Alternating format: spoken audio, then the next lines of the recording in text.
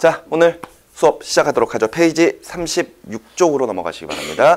자, 우리가 지난 시간에 페이지 35쪽까지죠. 문제까지 해서 페이지 35쪽인데요. 거기까지 해서 5강, 별의 탄생과 진화까지 여러분들이 내용을 쭉 살펴보셨습니다. 자, 그러면서 오늘은 페이지 36쪽에 무거운 원소의 생성부터 진행을 할 거예요. 자, 그런데 우리 지난 시간에 했었던 내용을 몇 가지 좀 되살려보면은요. 일단 우리가 지금 하고 있는 것은 융합과학의 첫 번째 단원에 해당하는 우주의 기원과 진화 부분입니다. 그런데 이 우주의 기원과 진화라고 하는 것이 어떤 내용들을 이야기하고 있느냐? 우주의 탄생부터 우주의 진화 과정, 즉 현재 우주까지 어떻게 변화되었는지 거기에 대한 내용을 설명하는 게 바로 이 1단원이거든요. 그래서 우리가 지난 시간에 했었던 내용 중에 특히 좀 잘 생각을 하셔야 될 것이 바로 빅뱅 그리고 허블의 법칙입니다. 그죠? 즉 우주가 어떻게 만들어졌는지 그것을 설명하는 게 빅뱅 이론이에요. 그죠? 우주가 한 점에서 대폭발을 일으키면서 커졌다라는 것. 그것에 관련된 법칙, 바로 허블 법칙에 대한 것도 지난 시간에 쭉 다뤘었습니다. 그러면서 우주는 끊임없이 팽창을 하고 있다는 사실도 지난 시간에 쭉 다뤘었고요. 그 과정을 알게 된 과정이 바로 이 허블 법칙을 통해서 은하와 은하 사이의 거리가 계속 멀어지고 있다는 것을 통해 알 수 있었다라고 이야기했었었죠. 그죠? 그러면서 조금 더 나아가서 우주가 진화되는 과정 중에서 별, 즉 태양처럼 스스로 빛이 나는 천체들이 만들어지는 과정을 우리가 좀 살펴봤었거든요. 맞죠? 자, 그런데 오늘 이제 들어가게 될 6강 무거운 원소의 생성은 지난 시간의 마지막 부분, 즉 5강에서 이 어떤 별이 생성되고 탄생하고 진화되는 과정에서 이미 선생님이 간단히 좀 설명을 해드렸었던 내용들입니다. 자, 그 내용을 다시 한번 좀 상기하면서 우리가 요 6강을 한번 들어가 보도록 하자고요. 자, 지난 시간에 별의 생성과 진화에서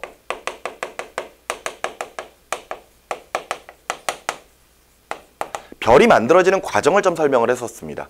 이때 별의 재료가 되는 물질들을 우리가 성간 물질이라고 부르는데 그 성간 물질들이 우주 공간에 다른 지역보다 조금 많이 모여 있으면은 그 녀석들이 뿌옇게 구름처럼 보인다라는 거죠.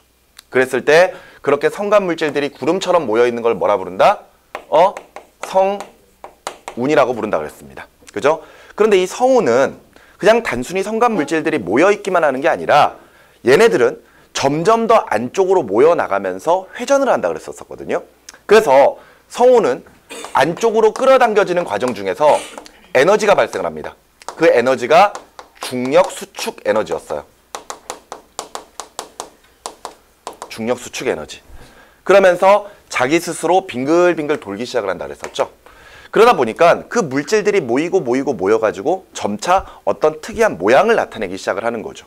그러면서 얘네들이 점점 동그랗게 변해 나가기 시작을 했을 때 어느 정도 때까지는 우리가 이것을 원시별이라고 부른다라는 겁니다. 원시별. 오케이? 근데 그 전에 성운들이 모이면서 중력 수축 에너지가 발생을 하게 되는데 이때 그 중력 수축 에너지의 2분의 1은 외부로 방출해버린다 그랬어요. 외부로 방출을 해버리고요. 나머지 2분의 1은 내부의 온도를 높이는 데 사용을 한다 그랬었거든요. 그러니까 점차 별이 만들어지는 과정에서 요 내부가 점차 뜨거워지기 시작을 하는 거예요. 그죠? 근데 이렇게 계속해서 원시별이 만들어지면서 온도가 높아지는 과정에서 원시별이 다음 단계인 주계열성이라고 하는 단계로 넘어갈 때 가장 결정적인 특징은 바로 수소, 핵융합 반응,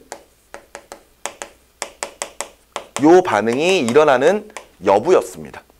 그러니까 그 전까지는 수소핵 융합 반응이 일어나지 않다가 주계열성이라고 부르는 단계부터 수소핵 융합 반응이 일어나기 시작을 하거든요. 그런데 다시 한번 기억을 되살려 보면은 요 수소핵 융합 반응이라고 하는 것은 쉽게 이야기해서 수소가 헬륨으로 바뀌는 과정이에요.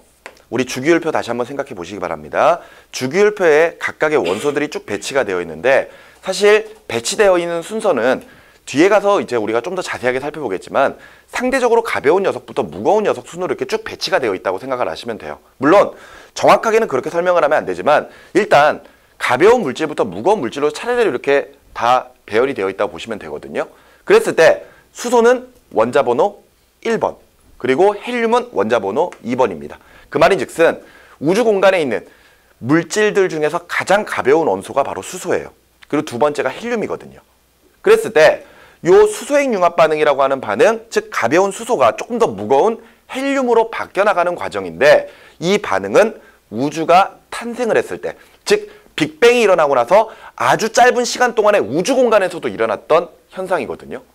그런데 우주 공간에서는 빅뱅 이후에 1초가 되는 1초까지 그 아주 극도로 짧은 그 순간에서 3분 때까지만 수소핵 융합 반응이 일어나고, 그 다음부터는 수소핵 융합 반응이 일어나지 않거든요.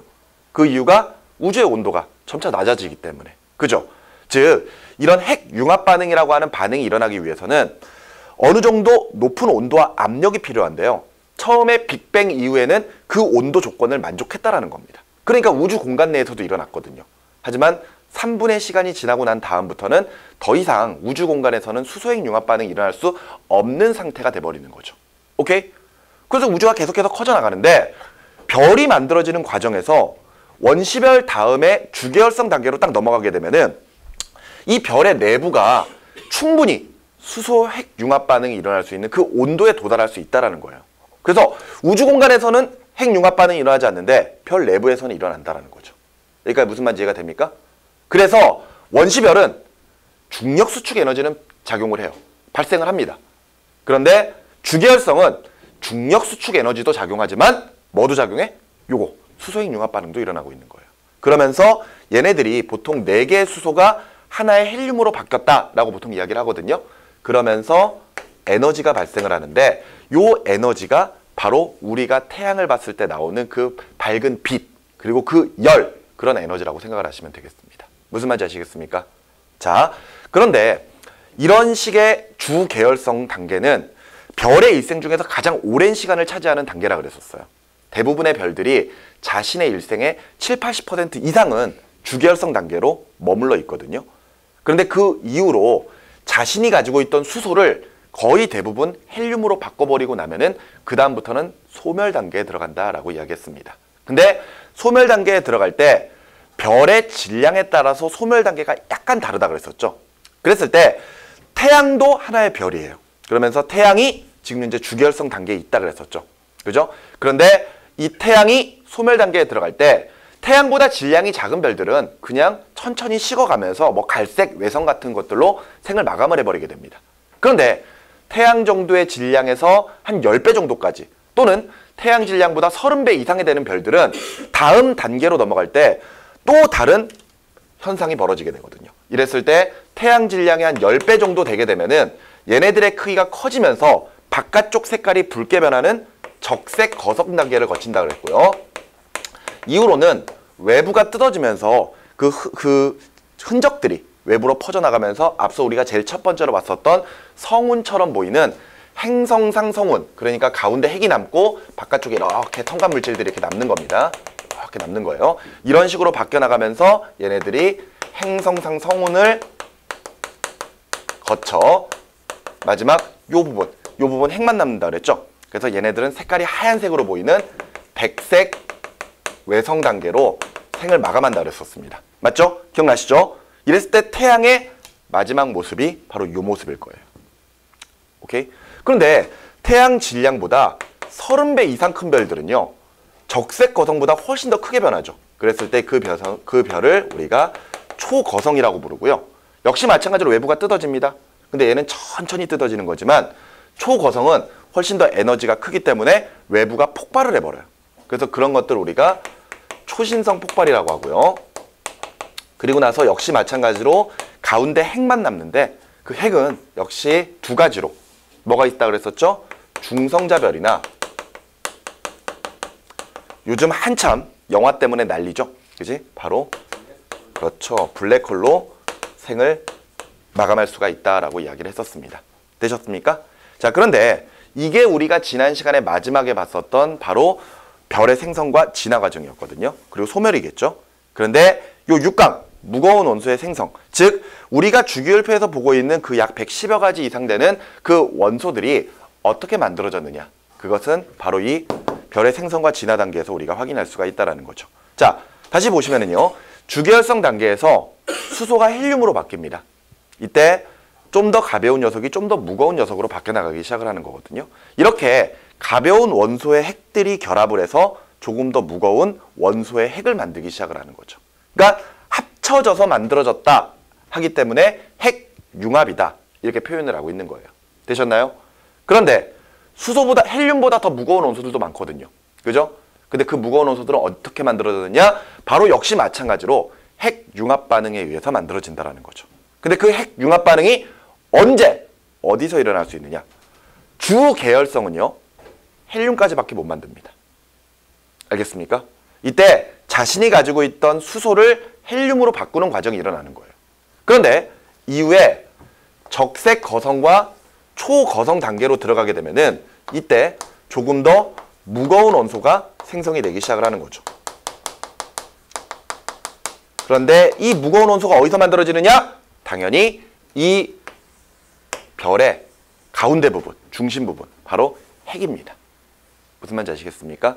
우리 교재 페이지 36쪽을 살펴보시면은요, 무거운 원소가 생성되는 과정이 쭉 나와 있고요. 아랫부분에 보시면은 핵융합 반응으로 생성되는 원소와 반응 온도라고 하는 표가 나와 있을 겁니다. 보이시나요? 핵융합 반응은요, 수소가 재료가 되는 핵융합 반응만 있는 게 아니라 다른 원소들이 또다시 핵융합 반응의 재료가 되는 그런 반응들이 있어요. 오케이? 거기에 적혀 있는 거 보시면은 위에서부터 수소 핵융합, 헬륨 핵융합, 탄소, 네온, 산소, 규소 이런 핵융합 반응들이 쭉 나와 있죠. 맞죠? 그런데 여기서 표의 가장 오른쪽을 보시면은 반응 온도가 나와 있을 겁니다. 보이시나요? 그죠? 결과적으로 이 핵융합 반응이 일어나기 위해서는 특정 온도와 압력이 필요한데요. 표에서 아래로 내려갈수록 점점 더 무거운 원소를 만드는 핵융합 반응이 일어나기 시작을 합니다. 그래서 반응 온도 보세요. 반응 온도 점점 어떻게 되죠? 높아집니다. 그죠? 그 말인즉슨 주 계열성 단계까지는 아직까지 헬륨밖에 못 만들어져요. 중심부의 온도가. 그런데 이후에 적색 거성과 초거성 단계로 가게 되면은 외부는 점차 온도가 낮아집니다. 그러면서 뜯어지는 거예요. 그런데 요 가운데 핵 부분은 계속해서 온도가 높아집니다. 계속해서 온도가 높아지니까 드디어 헬륨보다 더 무거운 원소를 만드는 핵융합 반응이 일어날 수가 있는 거죠. 그래서 적색 거성이나 초거성 단계, 특히나 적색 거성보다 훨씬 더 온도와 압력이 높게 나타나는 초거성 단계에서 지금 여러분들이 보고 계시는 그 표에서 일어나는 핵융합 반응들이 차례차례 일어나기 시작을 하는 거예요. 즉, 기존의 주계열성 단계에서 수소가 뭘로 바뀌었죠? 헬륨으로 바뀌었죠. 맞습니까? 좀 더 무거운 게 만들어진 거예요. 그런데 이후에는 적색 거성이나 초고성 단계에서 헬륨이 다시 뭐로 바뀝니까? 그렇죠. 탄소 같은 것들로 바뀌어 나가기 시작을 하는 거예요. 더 무거운 원소가 계속 만들어지기 시작을 하는 겁니다. 계속 반응을 해요. 계속 반응을 합니다.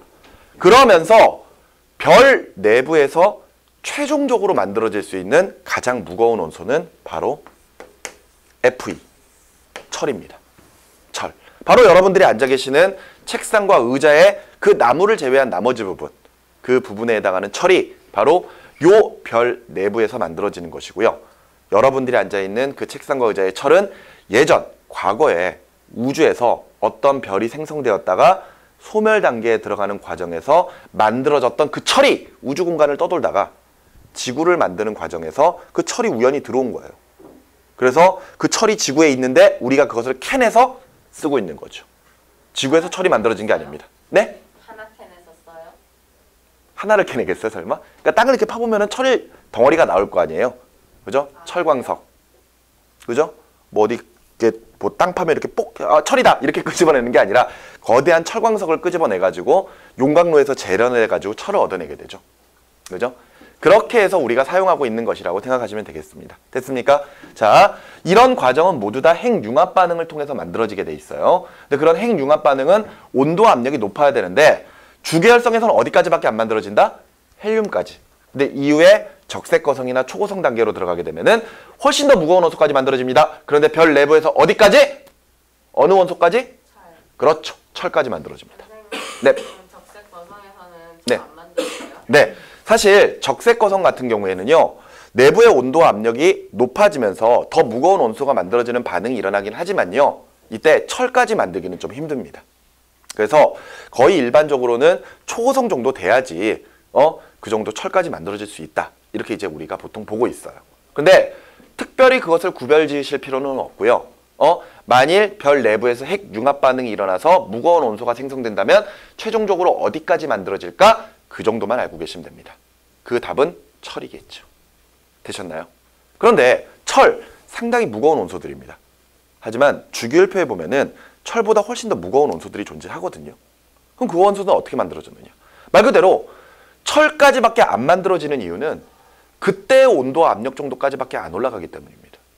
그러면은 이것보다 더 무거운 온소가 만들어지려면은 당연히 그 별 내부보다 더 높은 온도와 압력이 가해져야 될 거 아니에요. 근데 그게 가능한 시점이 언제냐? 바로 이때입니다. 초신성 폭발. 즉, 말 그대로 폭발이 일어나 버리는 거예요. 그러니까 순간적으로 폭발이 일어나 버리니까 굉장히 높은 온도 압력이 또 생길 거 아니야. 그래서 이때 초신성 폭발이 일어나면은 철보다 무거운 온소가 생성이 됩니다. 이때 대표적으로 만들어지는 그 물질이 바로 AU. 이게 뭘지 아시나요 혹시? AU? 응? AU? 금입니다. 금. AU. 금이고요. 그 다음에 U. 그렇습니다. 우라늄이에요. 그러니까 우리가 원자력 발전소에서 이제 재료로 쓰는 물질들 있죠? 그런 물질들 같은 이런 엄청나게 무거운 원소들이 바로 이 초신성 폭발이 일어날 때 생성이 된다라고 보시면 되겠습니다. 오케이? 무슨 말인지 이해가 되시나요? 오케이. 자, 지금 보고 계시는 무거운 원소의 생성은 이게 전부입니다. 아마 중간쯤에 그림을 보시면은요. 동그란 표 안에 별 내부의 층상 구조를 만들어 놓고 안쪽으로 들어가면 들어갈수록 더 무거운 원소가 적혀 있는 그림이 나와 있을 거예요. 보이시죠? 이렇게 되는 이유는 별 외부에서 표면에서부터 내부로 들어갈수록 점점 온도 압력이 높아지기 때문입니다. 무슨 말인지 아시겠죠? 그래서 가장 중심부에는 뭐가 있습니까? 철이 있죠. 그죠? 철 있죠? 그죠? Fe. 맞지? 거기 중간에 보면 그림 나와 있는 거. 보이시죠? 오케이. 자, 그 정도까지 알아두시면 될 것 같습니다. 바로 뒤쪽에 페이지 37쪽에 나와 있는 내용은 이미 벌써 선생님이 다 설명을 해드렸었던 내용입니다. 한번 쭉 읽어보시면 되겠어요. 되셨죠? 자, 바로 뒤에 문제 있는데 문제는 여러분들이 나중에 따로 한번 풀어보시기 바라고요. 쭉 넘어갑니다.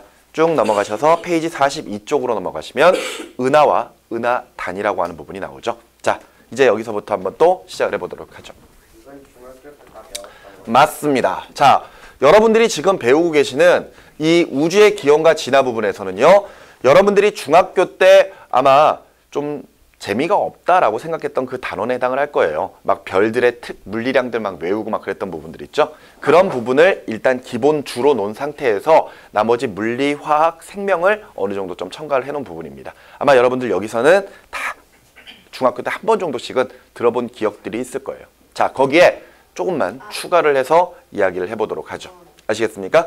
자, 여기서는 우리는 우주의 구조에 대해서 한번 살펴볼 겁니다. 자, 우리 지금까지 빅뱅이 시작돼서 우주가 팽창되고 그 과정에서 별 같은 것들이 생성되는 과정을 쭉 살펴봤어요. 맞죠? 그래서 지금 현재 우주는 아주 수많은 별들이 모여있는 아주 거대한 공간으로 보고 있잖아요. 맞지? 근데 그 각각의 우주의 구성원들에 대해서 우리가 좀 살펴볼 건데요. 제일 먼저 은하가 나와 있죠. 은하. 자, 은하는 뭘까요? 은하.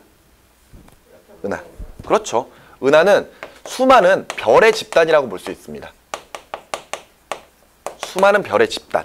그런데 저 별의 집단이라고 할 때 저 별이라고 하는 게 정말 셀 수도 없이 많을 거예요.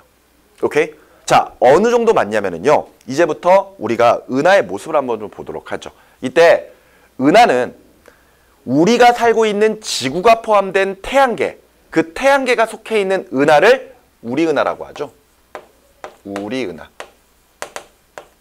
그런데 은하는 우리은하만 존재하는 게 아니라 또 다른 수많은 은하들이 존재를 한단 말이에요. 그런 은하들을 우리 모두 묶어서 외부 은하라고 표현하고 있는데 특히 은하는 모양에 따라서 구별을 합니다. 이때 우리 은하는요. 옆에서 바라보면은 가운데가 이렇게 볼록한 원반 모양이거든요. 그런데 이런 모양 자체가 결과적으로 별들이 이렇게 막 모여있기 때문에 이런 모습으로 보이는 거예요. 무슨 말인지 아시겠나요? 그러면서 예전에 한번 들어본 적 있을 텐데 우리 은하의 지름이 얼마 정도 되는지 알고 계십니까? 우리나라의 지름? 10만 광년이죠. 10만 광년. 여러분들 천체에서 거리를 재는 단위에 광년이라고 하는 단위가 있다 그랬었습니다. 기억나시죠? 이때 광년이라고 하는 것은 빛의 속력으로 1년간 가는 거리를 1광년이라고 한단 말이에요. 우리 주변에서 빛보다 빠른 물질은 존재하지 않습니다. 그죠? 그런데 그 빛의 속력으로 끝에서 끝까지 가는데 10만 년의 시간이 걸린다는 거예요. 10만 년의 시간. 일생 동안 사람이 빛의 속력으로 진행을 해도 절대 끝까지 못 가겠죠. 그죠? 근데 이런 거대한 은하, 지름도 1.5만 광년입니다. 1.5만 광년. 어마어마하죠. 그러니까 상상도 안 될 정도의 크기인 거예요. 그런데 이때 우리가 살고 있는 태양계는 요 가운데를 우리가 은하핵이라고 하거든요. 은하핵. 그랬을 때 그 은하핵의 중심으로부터 약 3만 광년 정도 떨어져 있다고 보고 있습니다. 오케이? 그러면서 요 가운데가 은하핵, 그리고 양 옆에 있는 이 원반을 우리가 나선팔이라고 하는데요. 앞서 태양계는 은하핵에서부터 약 3만 광년 떨어진 나선팔에 위치하고 있다. 이렇게 보통 표현을 하거든요. 태양계가. 오케이? 태양계가. 그러니까 지구에서 우주선을 타고 우리 은하를 빠져나가고 싶어요. 이때 위나 아래가 아니라 좌우로 움직인다면은 가장 그나마 가까운 거리는 2만 년 가면 됩니다. 2만 년. 그리고 은하핵을 통과한다면은 8만 년간 가야 되겠죠. 그죠? 이 정도로 진짜 말도 안 되는 크기예요. 빛의 속력으로 가도. 오케이? 그런데 우리 은하는 위에서 바라보게 되면은요. 앞서 요 나선팔이라고 하는 게 가운데 있는 은하핵을 이렇게 휘어감고 있거든요. 이렇게 휘어감고 있습니다. 그런데 우리 은하는 가운데 부분에, 은하핵 부분에 이렇게 막대기 모양의 이런 모습을 볼 수가 있어요. 그래서 우리 은하는 옆에서 바라보면은 가운데가 볼록한 원반 모양이고요. 위에서 바라보면은 나선팔이 있는 막대 나선은하다. 이렇게 표현을 하고 있습니다. 그러니까 나선이라고 하는 것은 바깥쪽에 이런 팔들이 존재한다는 이야기예요. 이때 태양계가 은하핵으로부터 한 3만 광년 떨어진 요 나선팔에 있다고 생각하시면 됩니다. 되셨습니까? 그런데 말이죠. 여러분들 아마 중학교 때도 이거 들어본 적 있을 거예요. 막대 나선은하. 들어본 적 있습니까? 없다고 하지 마세요. 분명히 배웠습니다. 알겠죠? 근데 혹시 그 가족이나 아니면 친척 중에서 여러분들보다 한 나이가 한 4살? 한 3, 4살 정도 많은 그런 뭐 언니나 오빠 아니면 형 뭐 이런 사람들이 누나 뭐 이런 사람들이 있으면은 그 사람들한테 가가지고 이렇게 한번 물어보세요. 우리 은하가 어떻게 생겼어요? 이렇게 물어보시기 바랍니다. 그러면은 아마 그분들은 그 사람들은 아마 피식 웃으면 야, 너 그것 모르냐? 옆에서 보면은 가운데가 볼록한 원반 모양. 그리고 위에서 바라보면은 정상 나선은하. 딱 이렇게 이야기할 겁니다. 그럴 땐 여러분들은 또다시 피식하고 비웃으면서 웃기고 있네. 막대 나선은하라고 바꿔주시면 됩니다. 과거에 여러분들이 지금 보고 계시는 교육개정 전에는요. 우리 은하의 모습을 위에서 바라봤을 때 막대 나선은하가 아닌 정상 나선은하라고 배웠었습니다. 그런데 연구 결과 우리 은하는 막대 나선은하에 가깝다라는 사실 때문에 여러분들 교재에서는 수정이 되게 된 거죠. 됐나요? 앞서 선생님이 은하는 모양에 따라 분류한다 그랬었습니다. 이때 우리 은하는 이렇게 생겼어요. 그리고 외부 은하는 모양에 따라 타원은하, 그리고 우리가 지금 보고 있는 나선은하가 있습니다. 나선은하. 근데 나선은하에는 정상 나선은하랑 막대 나선은하가 있어요. 두 가지가 있고요. 그 다음에 모양이 지멋대로 생긴 불규칙 은하라고 하는 것도 있습니다. 되셨습니까? 잠깐 이것부터 먼저 보도록 하죠. 바로 옆에 페이지를 보시면은요. 사진 나와 있을 겁니다. 은하의 모양에 따른 분류 나와 있죠. 첫 번째와 두 번째 있는 모습은 각각 나선 은하를 표현하고 있습니다. 근데 첫 번째 은하는 가운데 막대기 모양이 뚜렷하게 보이죠? 보이나요? 네. 그게 바로 우리 은하의 모습인 막대 나선 은하입니다. 아, 이게 우리 은하예요? 네. 우리 은하라고 하진 않고요. 우리 은하 모습은 아니고요. 우리 은하도 그렇게 생겼을 거란 이야기입니다.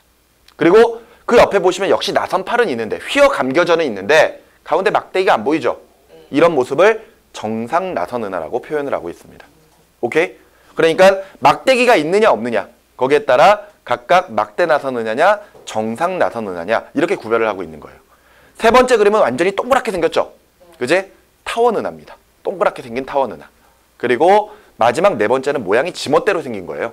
불규칙 은하거든요. 그런데 이런 은하들을 허블이 모양에 따라 그리고 얘네들이 만일 나선팔을 가지고 있다면 나선팔이 휘어진 정도 이런 것들로 가지고 얘네들을 구별을 해놨어요. 바로 밑에 보시면 허블의 은하 분류표가 나와 있을 겁니다. 보이시죠? 외울 필요 없습니다. 알겠습니까? 전혀 외우실 필요 없어요. 하여튼간 이런 식으로 우리가 은하들을 모양 그리고 뭐 나선팔이 있느냐 없느냐 또는 얘네들이 얼마만큼 휘어져 감겨져 있느냐 그런 것들로 각각 구별을 한다라고 보시면 되겠습니다. 알겠습니까? 그런데 여기서 여러분들이 하나 알고 계셔야 될 게 뭐냐면요. 앞에 보세요. 이때 은하가 타원, 나선, 불규칙 은하 이런 것들 있잖아요. 근데 왜 얘네들이 이런 모양들을 띠고 있느냐? 은하가 생성된 지 얼마만큼의 시간이 지났느냐에 따라서 모양이 결정이 되는 거예요. 이때 불규칙 은하에서 나선 은하를 지나 타원 은하까지 가면 갈수록 점점 그렇습니다. 나이가 많아집니다. 오케이? 그러니까 쉽게 이야기해서 불규칙 은하는 만들어진 지 얼마 안 됐기 때문에 아직까지는 모양이 일정하지 않은 거예요. 근데 이런 은하도 회전을 합니다. 얘네들이 회전을 해요. 회전을 하다 보니까 자연스럽게 나선팔들이 생기는 거지. 무슨 말인지 이해되니? 별들이 쫙 이렇게 회전을 하니까. 오케이? 그런데 그 동안에 계속해서 별들이 만들어지거든요. 계속 별들이 만들어서 정말 많이 만들어지면은 얘네들이 동그랗게 변하는 거지. 이해가 돼요? 즉, 은하가 각각 모양에 따라서 분류하고 있는 것은 이것을 통해서 우리가 또 나이까지도 확인할 수 있다. 이렇게 이제 생각을 하시면 되겠습니다. 되셨죠? 그러면은 네. 정상이랑 막대랑 네. 막대가 더 어리네요. 이 두 가지는 굳이 구별을 하진 않습니다. 두 가지는 구별하지 않고요. 전체적으로 불규칙 은하에서 나선 은하를 지나 타원 은하로 점점 진화해 나간다. 이렇게 우리가 보통 이야기를 하고 있어요. 오케이? 되셨습니까? 자, 그럼 다시 앞으로 넘어오셔서요. 자, 은하의 구성 집단들을 또 한번 살펴보도록 하죠. 제일 먼저 나와 있는 게 바로 성운입니다. 성운. 근데 성운은 우리 아까도 잠깐 좀 이야기가 나왔었죠. 그런데 이 성운은요. 잘 보세요. 성운은 성간 물질들의 모임입니다. 이 성간 물질이라고 하는 것은 가스, 그러니까 수소나 헬륨 같은 기체 성분들, 그리고 티끌, 먼지, 드라이아이스 이런 것들이거든요. 근데 이런 것들이 별의 재료가 되는 물질들입니다. 이런 물질들을 성간 물질이라고 표현하는데 성간 물질은 구름처럼 모여 있을 때 성운이라고 표현을 하면서 여기서 여러분들이 잘 생각하셔야 될 게 성운에는 별이 포함되지 않습니다. 알겠습니까? 별이 포함되지 않아요. 근데 별이 포함되지 않는다는 뜻이 무슨 뜻인지 선생님이 조금 이따가 설명을 해드리도록 하겠습니다. 성운은 세 가지가 있어요. 발광성운, 반사성운, 암흑성운. 자, 정리해볼까요? 발광성운, 반사성운, 암흑성운 이렇게 세 가지가 있는데 얘네들이 어떻게 해서 우리 눈에 보이게 되느냐 보세요. 얘네들은 모두 다 성간물질들이 이렇게 구름처럼 모여 있습니다. 오케이? 그런데 발광성운은 성운 내부에 굉장히 밝은 별이 하나가 있는 거예요. 그래서 네, 굉장히 밝은 별이 있는 겁니다. 그래서 그 별이 직접 빛을 내보내면서 이 성운 자체가 밝게 보이는 성운을 발광성운이라고 해요. 그래서 발광성운은 주로 붉은색으로 보입니다. 아마 여러분들 교재 보시면은 붉은색의 성운, 아마 뭐 장미성운 같은 거 아마 있을걸요? 그지 않습니까? 그지? 네. 발광성운은 붉은색을 나타내요. 자, 그런데 그 다음에 있는 반사성운은 뭐냐면요. 봐봐요. 성운의 외부에 밝은 별이 있는 겁니다. 그래서 이 빛을 반사해서 우리 눈에 보이는 겁니다. 그래서 반사성운은 푸른색으로 색깔이 보여요. 오케이. 그런데 암흑성운은 자, 성운 뒤쪽으로 별이 있습니다. 그런데 성운에 성간물질들이 모여 있을 거 아니에요. 근데 얘네들이 정말 많이 모여 있는 거야. 빽빽하게. 그러니까 아예 별빛이 통과를 하지를 못해요. 성운 자체를. 그래서 우리가 이쪽을 바라봤을 때 별빛이 들어오지 않으니까 이 부분이 까맣게 보이는 거죠. 그래서 검은색으로 보이는 성운을 우리가 암흑성운이라고 표현을 합니다. 오케이?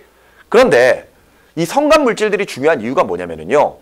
이 성간 물질이 앞서 이야기했던 것처럼 별의 재료가 되는 물질이거든요.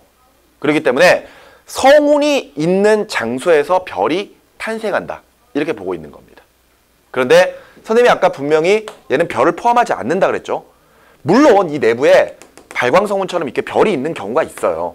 근데 이거는 성운에 포함시키지 않아도 돼요.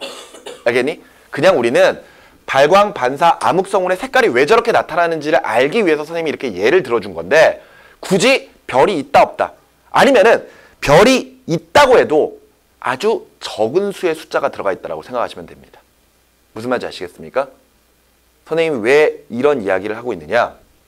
나중에 여러분들한테 여러 가지 이런 집단들을 딱 적어놓고 다음 중 별의 개수가 적은 것부터 많은 것 순서대로 아니면 많은 것부터 적은 것 순서대로 나열해봐라. 이렇게 막 문제가 나는 경우가 있거든요. 근데 성운은 별이 없습니다. 알겠습니까? 별이 없다고 보시는 게 맞아요. 알겠니? 네. 자, 그런데 이 성운이라고 하는 게 주로 어디에 있느냐? 우리 은하에서는요. 바로 요 나선팔에 주로 있습니다. 성간 물질들이. 그 말은 별이 어디서 탄생되고 있다? 별이 어디서 탄생된다? 그렇죠. 요 은하 핵이 아닌 바깥쪽 나선팔에서 별들이 만들어지고 있는 겁니다. 무슨 말인지 알겠습니까? 자, 그 다음에 또 다른 은하의 구성들은요. 성단이 있죠. 성단. 근데 이 성단은 진짜 별의 집단이에요. 오케이? 별이 모이는 겁니다. 별이 모이는데 얘네들도 역시 두 가지가 있죠. 산계성단과 구상성단이 있습니다. 그런데 산계성단은 수십에서 수백 개의 별들이 모여 있는 거예요. 여러분들 별 이러면은 태양과 같은 것들입니다. 지구는 별이 아니라 그랬어요. 태양 같은 것들이 수십, 수백 개가 엉성하게 모여 있으면 산계성단이라고 표현을 합니다. 그러니까 모양도 대충 막 이렇게 모여 있어요. 이렇게 대충. 오케이? 그런데 구상성단은 수십만에서 수백만 개가 모여 있습니다. 정말 별들이 많이 모여 있는 거예요. 그래서 얘네들이 동그랗게 보입니다. 별들이 많이 모여서 완전히 동그랗게 보여요. 이해되시나요? 응? 이렇게 각각 별들이 모일 수 있다 이거죠. 그런데 두 성단의 차이는 산계성단은 젊은 별들의 모임입니다. 젊은 별. 나이가 어린 애들이에요. 그래서 온도가 무지하게 높아요. 온도가 무지하게 높습니다. 태어난 지 얼마 안 됐으니까 별이 진짜 뜨거운 거야. 그래서 우리 눈에는 푸르게 보입니다.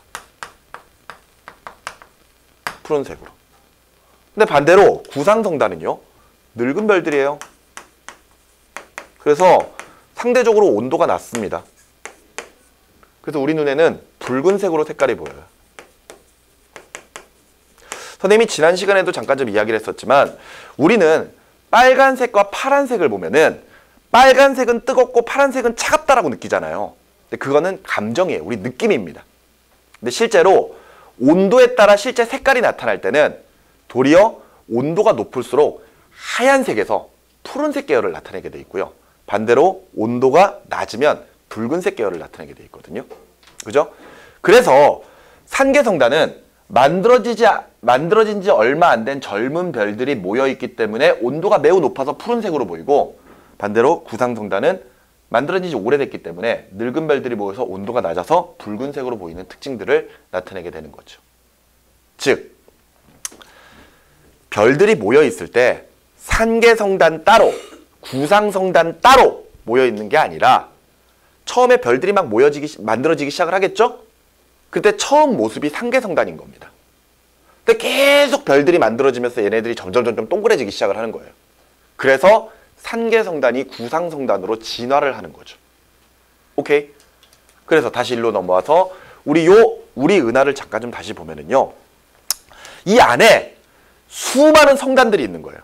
수많은 성단들이. 저 수십 수백 개뿐만이 아니라 수십만 수백만 개의 별들이 모여 있는 그런 성단들이 여기에 셀 수도 없이 많이 들어가 있죠. 그랬을 때 지난번 얼핏 듣기로 60억 개라 그랬었나? 별과 같은 게. 하여튼 그 정도로 많이 모여 있는 건데 이때 요 은하 핵에는요. 주로 구상성단이 많이 모여 있습니다. 그리고 나선팔에는 산계성단들이 많이 모여 있어요. 왜일까요? 여기서 별이 생기니까. 그렇죠. 바로 요 나선팔에서 별들이 만들어지기 때문이에요. 근데 이렇게 이야기하면 선생님 그러면은 저 바깥쪽에서 만들어진 별들이 점점 나이를 먹으면은 은하 핵으로 들어가요? 이렇게 물어보는 학생들이 있거든요. 근데 그게 아니라 처음에 우리 은하가 만들어졌을 때 어디서부터 시작을 했겠니? 여기야. 여기서부터 만들어지는 거야. 여기서부터 만들어지면서 점차 크기가 커지는 거죠. 무슨 말인지 이해가 되시나요? 그러면서 지금의 모습을 나타냈다고 생각하시면 됩니다. 그러니까 시간이 더 지나면은 점점 얘네들은 커지겠죠. 그죠? 그러면서 점점 모양은 동그래지기 시작을 할 거고요. 오케이? 여기도 별들이 있습니다. 그래서 이 부분을 헤일로라고 하기도 하거든요. 헤일로. 근데 뭐 크게 중요한 건 아니고 어찌됐건 여기에 주로 모여있는 성단은 구상성단, 나선팔에는 산계성단이 주로 모여있다고 보시면 되고요. 되셨습니까? 좋습니다. 자, 뭐 이 정도 보시면 되겠고요. 자, 앞서 선생님이 벌써 페이지 43쪽에 나와 있는 은하의 분류는 이미 말씀을 좀 드렸었죠. 맞죠? 다시 가운데 있는 은하 분류표를 잠깐 좀 보시기 바랍니다. 자, 앞서 은하는 만들어진 시기, 즉 나이에 따라서 모양들이 이렇게 나타낼 수가 있다 그랬었죠. 그랬을 때 불규칙 은하, 만들어진 지 얼마 안 되는 은하들입니다. 그러고 나서 나선 은하를 거쳐 타원 은하까지 갈 거예요. 자, 이때 은하를 분류하는 것은 모양에 따라, 알겠습니까? 그리고 나선팔이 있으면 나선팔이 얼마만큼 휘어 감겨져 있는지에 따라서도 분류를 하고 있고요. 타원 은하를 보시면은 얼마만큼 찌그러져 있느냐로 가지고도 우리가 은하를 분류를 하고 있습니다. 이때 이 분류표를 허블의 분류표라고 하고 있죠. 참 허블 대단한 사람입니다. 1강에서만 허블이라고 하는 사람의 이름이 굉장히 많이 등장을 하죠. 그만큼 중요한 사람이라고 보시면 되겠어요. 되셨죠? 자, 좋습니다.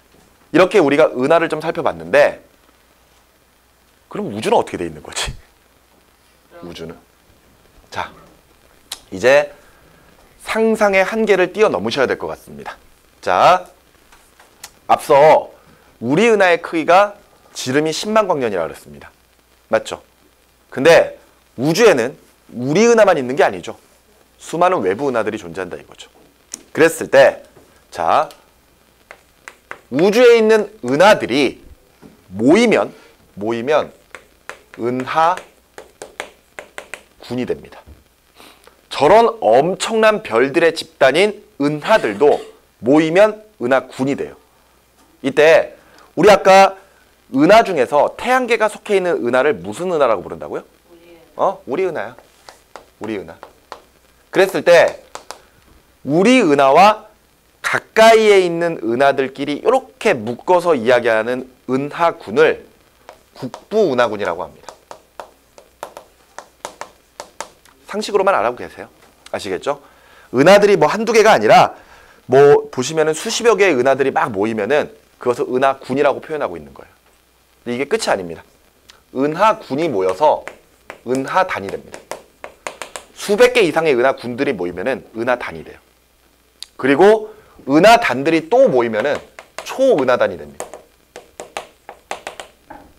그리고 나서 이 초은하단으로 구성되어 있는 게 우주 거대 구조예요. 우주 거대 구조. 그래서 여러분들 가장 마지막에 나와 있는 그림을 보시면은요. 우주 거대 구조가 나와 있습니다. 이때 저런 초은하단들 같은 경우와 아니면 나머지 은하단 이런 것들이 그물처럼 이렇게 쫙 얽혀 있는 구조 같은 거. 이런 것들을 우주 거대 구조라고 이제 표현을 하고 있죠. 그러면서 우주 거대 구조는 그림상으로 봤을 때 약간 좀 거품이 있는 것처럼 보이거든요. 그래서 우주 거대 구조라는 말 대신에 거품 구조다라고 표현하기도 합니다. 그러니까 사실 선생님은 상상을 해봐도 은하만으로도 굉장히 큰데 저 은하가 또 모여서 은하군이 되고 은하군이 또 모여서 은하단이 되고 또 초은하단이 되고 이거는 정말 사람의 한계를 좀 뛰어넘는 그런 거 아닐까라는 생각을 해보기도 합니다. 어찌됐건 이런 내용들이 우주의 구성이라고 보시면 되겠어요. 되셨죠? 자, 그러면은 넘어갑시다. 자, 넘어가셔서 페이지 46쪽으로 계속 넘어가도록 할게요. 오케이? 자, 오늘 여러분들이 하시는 내용 중에서 가장 어려운 내용입니다. 이 부분이. 그리고 가장 중요한 부분이고요. 그리고 이 가장 중요하다라는 내용은 지금 여러분들이 하고 계시는 융합과학에서뿐만이 아니라 여러분들이 2학년에 올라가시면 물화생지를 배우게 되죠. 그랬을 때 가장 많은 학생들이 이제 좀 신경 써서 배우는 과목이 바로 생명이랑 화학인데요. 특히나 뭐 생명화학은 거의 이제 이과생들이라면은 거의 둘 중에 하나 무조건 한다고 보시면 돼요. 무조건 한다라는 게 무슨 얘기냐면요. 나중에 여러분들 대학 갈 때 이과생들은 과학탐구 과목 중에서 2과목을 선택해서 시험을 보게 돼 있거든요. 이때 그 선택할 수 있는 2과목이 융합과학은 아니에요. 융합과학은 아니고요. 물리, 화학, 생명과학, 지구과학 이렇게 4과목에 원투 과목이 있거든요. 그래서 총 8개 중에서 여러분들이 이제 자신이 생각했을 때 이 과목은 나한테 잘 맞는다 라고 생각했던 것 2과목을 선택해서 시험을 보게 돼 있습니다. 그런데 원과목보다는 2과목이 더 어려워요. 그런데 뭐 꼭 2과목을 봐야 되느냐? 그건 아니고요. 원과목을 2개를 봐도 되고 2과목을 2개를 봐도 상관이 없고요. 원, 2과목을 섞어도 상관이 없습니다. 그러면서 과목도 역시 마찬가지로 편할 대로 여러분들이 자신의 적성에 맞는 과목을 선택하시면 되거든요. 그런데 그때 이제 학생들이 선택을 할 때 거의 이과생들이라면은 대부분 물리나 화학이나 생명은 거의 한 과목 이상은 선택을 해요. 근데 이때 화학에서 바로 이 부분 굉장히 중요하게 다루거든요. 그래서 사실은 아주 깊숙하게는 아니지만 그래도 여러분들이 충분히 좀 이해하실 수 있게끔 이 부분을 좀 설명을 해드릴 겁니다. 알겠습니까? 자, 정신 좀 바짝 좀 차려주시기 바라고요. 좀 하고 잠깐 좀 쉬도록 하죠.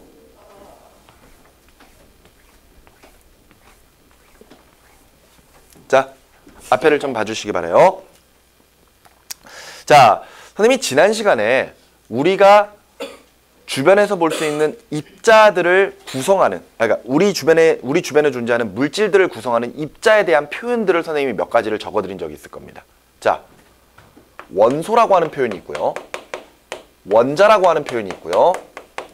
분자라고 하는 표현이 있습니다. 원소, 원자, 분자. 그런데 이것들은 모두 다 우리가 어떤 물질들을 구성하는 기본 입자다. 보통 이렇게 표현을 하거든요. 근데 약간의 정의들이 조금씩 다르다 그랬어요. 이때 원소는 물질의 기본 성분인데 이 원소라고 하는 게 존재한다 안 한다? 안 합니다. 원소라는 건 존재하지 않습니다. 알겠습니까? 하지만 원자, 물질을 이루는 가장 작은 입자 존재해요 안 해요? 합니다. 원자 존재합니다. 분자, 물질의 성질을 가지는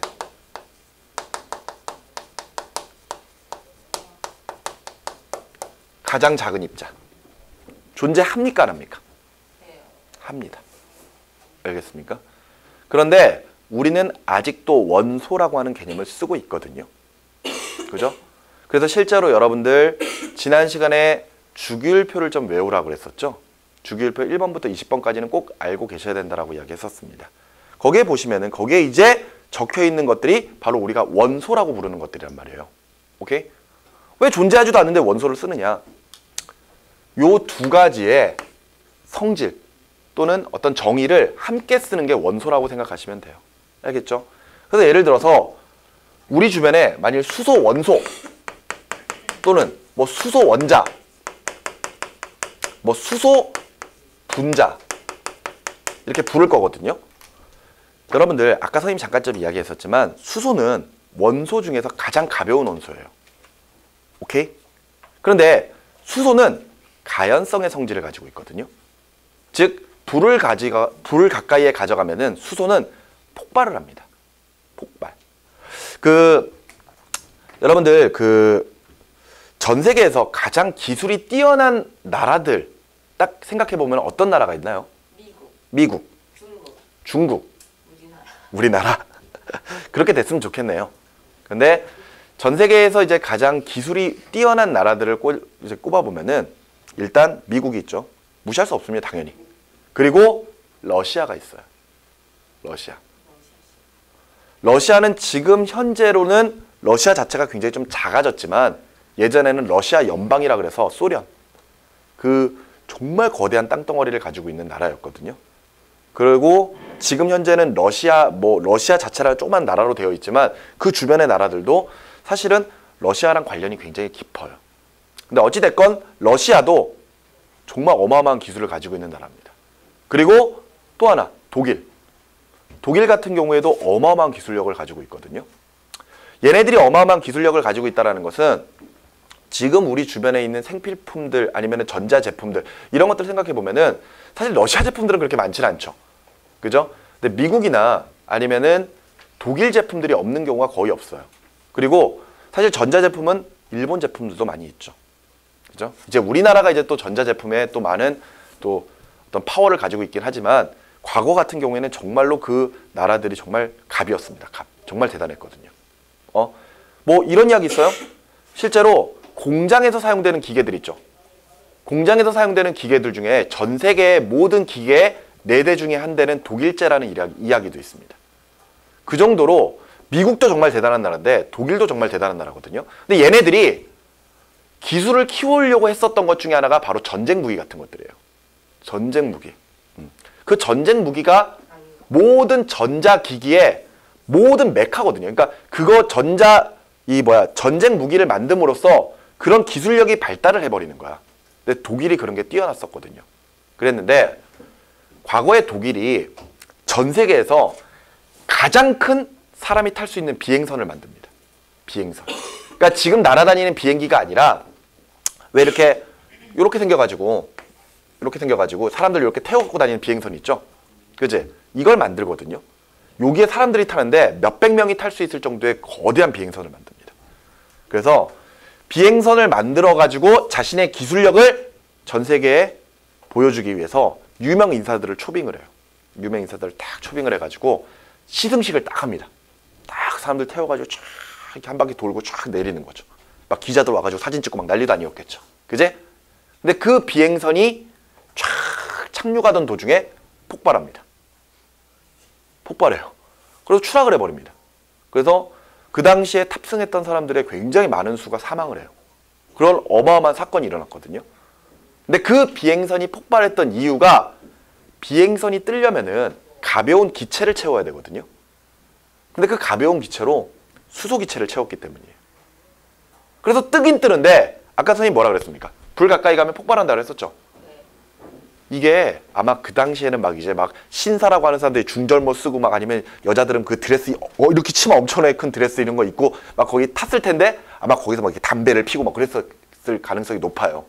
그러니까 아마 그 불씨 때문에 아니면 무언가 다른 이유 때문에 뭐 스파크가 난다든지 그런 이유로 폭발을 해버린 겁니다. 알겠습니까? 그런데 그 폭발하는 성질이 수소가 가지고 있는 성질이거든요. 근데 보세요. 만약 우리가 수소 원자 이러잖아요. 그럼 수소 원자는 수소의 성질을 가지고 있지 않습니다. 알겠습니까? 수소의 성질을 안 가져요.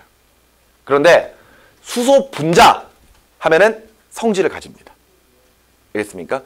수소 분자가 만들어지기 위해서는 수소 원자가 2개가 결합을 해야 돼요. 여기 옆에 조그만하게 2라고 적어놓은 이유가 수소가 2개씩 함께 돌아다닌다는 뜻이 되는 겁니다. 그래서 하나씩은 성질을 가지고 있지 않지만 이렇게 2개를 가지게 되면은 2개가 함께 돌아다니면은 그때부터는 수소의 성질을 가지게 되는 거예요. 그래서 분자는 성질을 가지는 가장 작은 입자라는 표현을 쓰고 있는 거죠. 원자는 성질이 있다 없다? 없다라는 겁니다. 알겠습니까? 그런데 수소 원소라고 딱 하잖아요. 그러면은 수소를 쪼개고 쪼갰을 때 나오는 가장 작은 입자이면서 성질까지 가지고 있다고 생각을 해버려요. 하나의 그냥 개념인 겁니다. 알겠습니까? 그래서 그냥 수소 원소 이러면은 그냥 뭐 수소의 성질을 가지고 있는 그런 작은 입자 이렇게 이제 생각을 해주시면 되겠어요. 되셨나요? 자, 선생님이 지난 시간에 주기율표를 1번부터 20번까지는 꼭 외우셔야 된다라고 이야기했었는데 그것도 그냥 외우지 말고 주기율표의 순서대로 좀 외워달라라고 이야기를 했었습니다. 자, 우리가 주기율표를 보면은 가로줄을 주기, 세로줄을 족이라고 하죠. 그랬을 때 주기는요 1주기부터 7주기까지가 있습니다. 그런데 원자번호 1번부터 20번까지만 외우면은 주기는 1, 2, 3, 4주기까지가 있어요. 오케이? 그리고 족은 세로줄을 의미하는데 이때 1족부터 18족까지가 있거든요. 근데 1번부터 20번까지 외우면은 족 중에서 3족부터 12족이 없어요. 그렇기 때문에 주기율표의 모양을 이렇게 그린 다음에 족번호를 적을 때 1족, 2족, 13족, 14족, 15족, 16족, 17족, 18족 이렇게 적어주시면 됩니다. 참고로 가로줄은 주기, 세로줄은 족 이렇게 부른다라고 이야기하는데 학생들이 자꾸 선생님 왜 이게 세로줄이고 이게 가로줄 아니에요? 자꾸 이렇게 물어보거든요. 그런데 여기 이제 배치를 해보면은 여기서부터 수소, 헬륨, 리튬, 베릴륨, 붕소, 탄소, 질소, 산소, 플로린, 네온, 나트륨, 마그네슘, 알루미늄, 규소, 인, 황, 염소, 아르곤, 칼륨, 칼슘 해가지고 1번부터 20번까지거든요. 이때 가로줄을 읽는다라는 것은 리튬, 베릴륨, 붕소, 탄소, 질소, 산소, 플로린, 네온 순으로 읽는다는 것이고요. 족을 읽는다라는 것은 수소, 리튬, 나트륨, 칼륨 순으로 읽고 있다는 뜻입니다. 되셨습니까? 자, 선생님이 지금 여기다가 적어놓은 요 20가지의 원소들은요. 앞에 붙어있는 원자 번호가 1번부터 해서 몇 번까지? 그렇죠. 20번까지예요. 10. 뭐 이런 식으로 쭉 붙는 겁니다. 그런데 선생님이 지난 시간에 이런 이야기를 했었을 거예요. 모든 원자는 원자핵과 전자로 구성이 되어 있고 원자핵은 또다시 양성자와 중성자로 되어 있다고 했습니다. 그런데 양성자는 플러스의 힘을 나타내고 있고요. 전자는 마이너스의 힘을 나타내는데 항상 원자는 중성 상태여야 된다고 했었죠. 원소가 가지고 있는 이 원자 번호들은요. 그 원소가 가지고 있는 양성자의 수에 해당을 합니다. 수소 1개, 헬륨 2개, 리튬 3개, 베릴륨 4개, 붕소 5개, 탄소 6개 이런 식이라는 거죠. 근데 양성자를 그만큼 가지고 있으면 전자도 똑같은 개수만큼 가지고 있어야 된다는 거지. 무슨 말인지 이해가 되니? 그러니까 수소는 양성자 하나에 전자 몇 개? 하나. 헬륨은 양성자 2개, 전자 2개. 리튬은 3개, 3개씩. 베릴륨은 4개, 4개씩. 이런 식으로 꼭 가지고 있어야 된다는 겁니다. 되셨죠? 여기까지? 이해됩니까? 그런데 요 세로줄은 각각의 그 배치되어 있는 원소들이 비슷한 성질들을 나타내거든요. 오케이? 그래서 1족들이 비슷하고 2족들이 비슷하고 13족 비슷하고 14족 비슷하고 이런 식으로 다 비슷비슷하단 말이에요. 비슷비슷한 성질들을 가지고 있는 이 원소들을 묶어서 부르는 이름들이 있습니다. 그런데 이때 요 18족을 부르는 이름이 바로 비활성기체예요. 말 그대로 얘네들은 뭐로 되어 있다? 기체 상태로 되어 있다는 거예요. 기체 상태로. 오케이? 기체 상태로 되어 있는데 요 앞에 요 비활성이라고 하는 뜻이 뭐냐 이거죠. 비활성. 그렇습니다. 지난 시간에 이야기했듯이 비활성, 활성이라고 하는 게 다른 물질과 반응한다를 뜻하는 거거든요. 그러니까 활성이 크다 이러면은 굉장히 다른 물질과 잘 반응하는 거야. 이해가 되니? 근데 비활성이면은 반응을 안 하거든요. 근데 왜 반응을 하고 왜 반응을 하지 않느냐 이거지. 반응을 한다라는 것은 그 자체가 불안정하다는 뜻입니다. 모든 물질은 안정해지고 싶어요. 안정해지고 싶은데 그 안정해질 수 있는 방법이 여러 개가 있을 거란 말이야. 그런데 이때 활성이 큰 물질들은 그 자체가 너무 불안정하니까 어떻게든 안정해지려고 할 겁니다. 반대로 비활성인 물질들은요. 그 자체가 너무 안정하기 때문에 반응을 안 해요. 그래서 안정하니까 비활성이라는 표현을 쓰고 있는 겁니다. 여기까지 이해되셨습니까? 네. 잘 봐. 18쪽이 비활성이라면은요. 나머지는요. 나머지는 안정한 거야, 불안정한 거야? 불안정. 불안정한 겁니다. 원소들 중에서는요, 18쪽을 제외한 나머지 원소들은 다 불안정해요.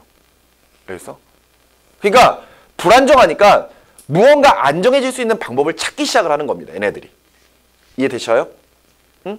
그런데 그 여러 가지 방법 중에서 하나가 바로 원자 상태에서 분자 상태로 바뀌는 거예요. 알겠니?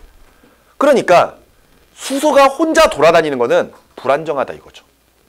하지만 두 개가 돌아다니는 것은 안정하다라는 겁니다. 알겠습니까? 이때 잘 봐요. 원자가 분자로 바뀔 수 있는 방법이 바로 공유결합입니다. 공유결합.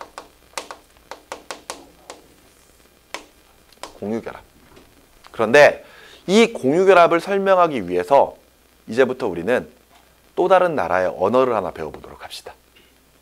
너네 영어로 1부터 10까지 말할 수 있지? 네. 그죠? 말도 안 되는 거죠? 그지? 혹시 일본어로 할 줄 압니까? 야, 너 일본어 잘하잖아. 일본어로 1부터 10까지 할 수 있습니까? 저 중국어를 할 수 있어요. 아, 중국어로 할 수 있나요? 네. 일본어, 뭐 중국어. 좋습니다. 더 나아가 볼까요? 예를 들어서 프랑스어 아십니까? 프랑스어? 독일어. 글로벌 시대 한 두세 개. 단케신을 알아요? 네. 중국어 알고 있어요. 좋습니다. 감사합니다. 자, 아닌가? 맞아요. 자, 무슨 나라의 언어를 좀 배워볼 거냐면요. 그리스어를 좀 배워보도록 하겠습니다. 그리스어. 그러니 그리스어로 숫자 1부터 10까지가 어떻게 읽게 되냐면요. 뭐 굳이 적어둘 필요는 없을 것 같고 숫자 1은 메타입니다. 메타. 메타. 너는 있잖아. 아이스크림 중에 메타콘 있지 않니? 걔 이름이 그 콘 모양 아이스크림 있잖아요. 그 이름이 메타콘인 이유가 지네가 콘 중에서 첫 번째라 이거야. 콘. 그러니까 메타가 그리스어로 숫자 1이에요. 숫자 2는 에타. 숫자 3은 프로파. 숫자 4는 뷰타. 숫자 5는 펜타라고 합니다. 너네 미 국방성 별명이 뭔지 알고 있니? 펜타곤. 그 미 국방성 건물을 위에서 바라보면요. 얘네가 오각형으로 생겼거든요. 오각형. 그래서 별명이 펜타곤이에요. 그러니까 펜타라고 하는 말이 숫자 5를 이야기하니까 펜타곤이 오각형인 거야. 무슨 말인지 이해가 되니? 아니면은 요즘 뭐 아파트 같은데 펜트하우스라는 말 들어본 적 있나요? 펜트하우스? 빌려주는 거 아닌가? 그건 렌트고요. 아, 네. 그건 렌트고 펜트하우스. 요즘 어떤 아파트에 펜트하우스 이러면은 굉장히 비싼 집 또는 뭐 최고층 이렇게 사람들이 많이 생각을 하고 있거든요.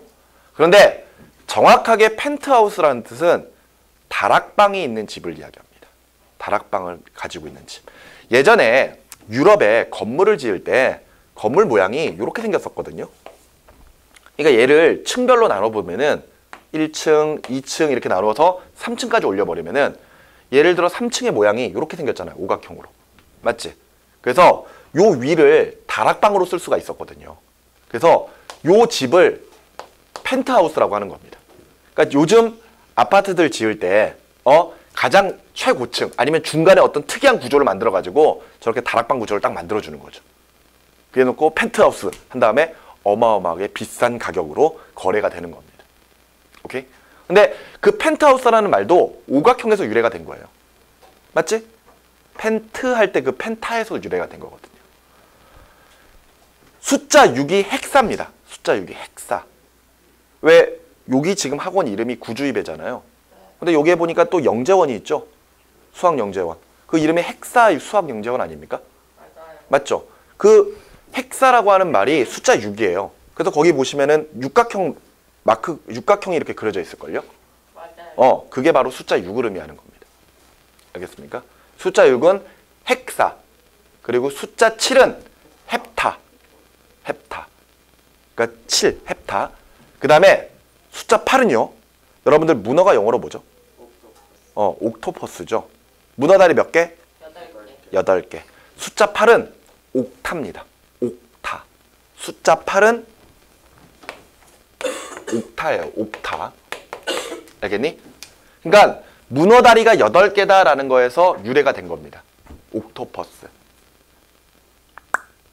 오징어는 다리가 몇 개야? 10개. 몇 개? 10개예요? 10개? 맞아? 오징어 다리 안 세어봤습니까? 네. 왕씨.